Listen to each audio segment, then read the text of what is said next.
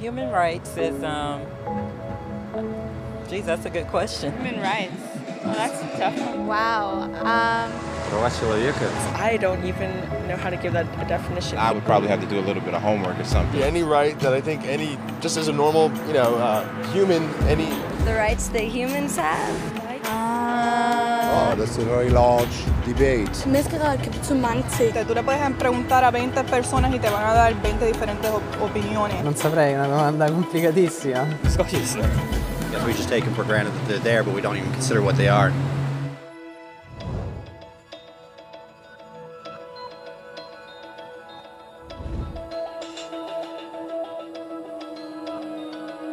Los derechos humanos son los derechos que tienes simplemente por ser humano. Es la forma en que instintivamente esperas que se te trate y el trato que mereces como persona, como el derecho a vivir en libertad, hablar con franqueza y ser tratado con igualdad. Hay muchos tipos de derechos. La mayoría tienen que ver con cierto grupo. Pero los derechos humanos son los únicos que le corresponden absolutamente a todo el mundo en todas partes. Eso significa niños, gente mayor, pobres, jugadores de básquet, basureros, cantantes de rap, maestros, africanos, indios, albanos, cristianos, musulmanes, cabalistas, ateos, tu madre, tu padre, el vecino y tú. Todos tienen los mismos derechos humanos exactos. En otras palabras, son universales. Pero la cuestión sigue en pie. ¿Qué son? Name the human rights? What the human rights are? The right to live. Equality between all peoples. Right to religion, the right to... Is there supposed to be a list somewhere I should be aware of?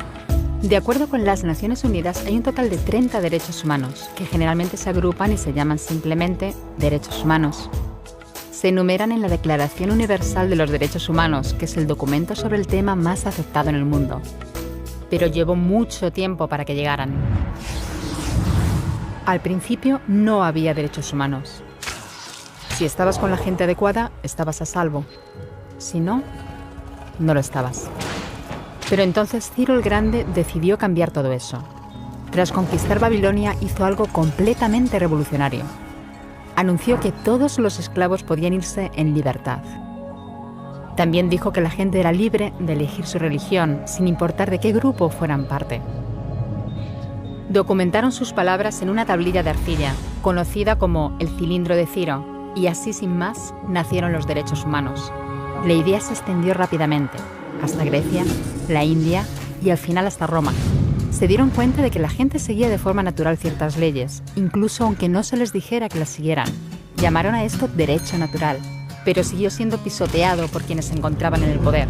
No fue hasta 1000 años más tarde en Inglaterra donde finalmente hicieron que el rey estuviera de acuerdo en que nadie podía invalidar los derechos de la gente, ni siquiera un rey. Los derechos de la gente fueron finalmente reconocidos y estaban ahora a salvo de los que estaban en el poder.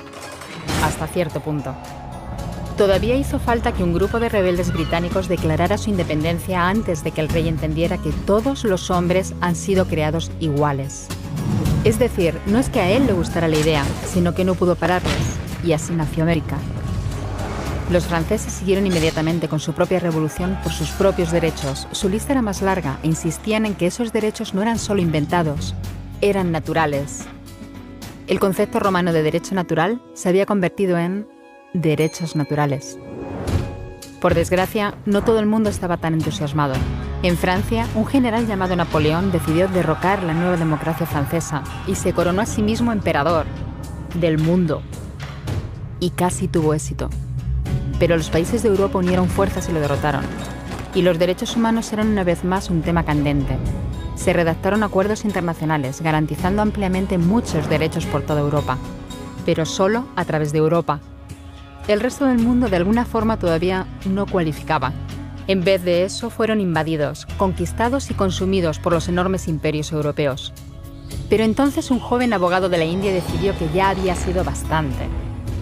Se llamaba Mahatma Gandhi y frente a la violencia insistió en que toda la gente en la tierra tenía derechos. No solo en Europa. Al final, hasta los europeos empezaron a estar de acuerdo. Pero no iba a ser tan fácil. Habían estallado 2 guerras mundiales. Hitler exterminó a la mitad de la población judía de la Tierra en los horrorosos campos de muerte nazi. En total, 90 millones de personas habían muerto. Nunca los derechos humanos habían estado tan horriblemente cerca de la extinción. y nunca había estado el mundo tan desesperado por un cambio. De forma que los países de la Tierra hicieron causa común y formaron las Naciones Unidas.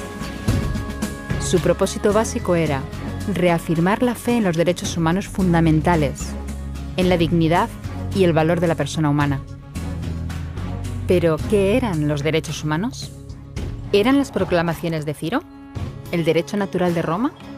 ¿Las declaraciones de Francia? Todo el mundo parecía tener una idea ligeramente distinta de lo que deberían ser los derechos humanos. Pero bajo la supervisión de Eleanor Roosevelt, finalmente se pusieron de acuerdo en una serie de derechos para absolutamente todo el mundo.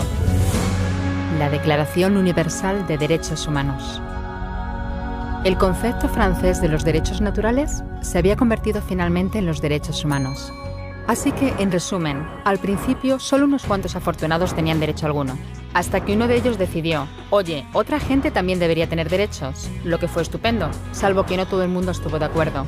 Y solo que llevó unos cuantos miles de años de lucha, declaraciones y más lucha hasta que finalmente todo el mundo estuvo de acuerdo en que los derechos humanos deberían ser para todos. Y vivieron felices y comieron perdices. Salvo que hay un pequeño problema. Si la gente tiene derecho a la comida y el cobijo, ¿por qué hay 16.000 niños muriendo de hambre cada día? 1 cada 5 segundos. Si la gente tiene libertad de expresión, ¿por qué hay miles de personas en prisión por hablar claro? Si la gente tiene derecho a la educación, ¿por qué hay más de 1.000 millones de adultos incapaces de leer? Si la esclavitud ha sido abolida verdaderamente, ¿por qué hay 27 millones de personas todavía esclavizadas hoy en día?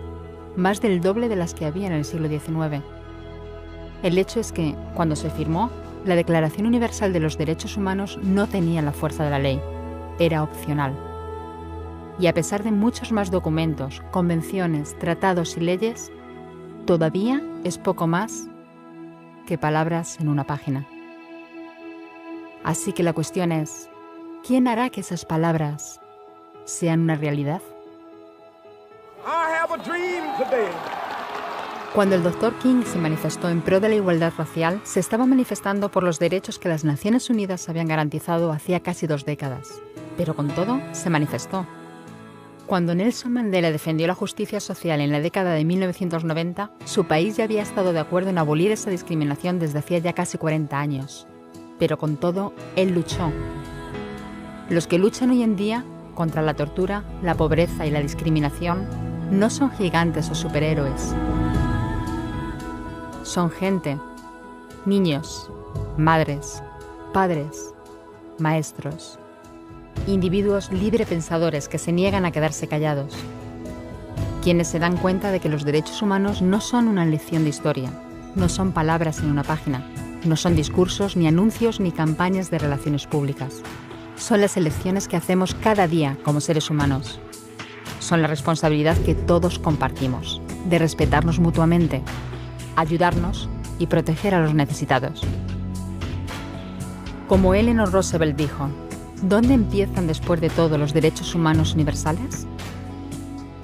En pequeños lugares cerca de casa, tan cerca y tan pequeños que no pueden verse en los mapas del mundo. Aún así, son el mundo de la persona individual, el barrio donde vive, la escuela o la universidad a la que asiste, la fábrica, la granja o la oficina donde trabaja.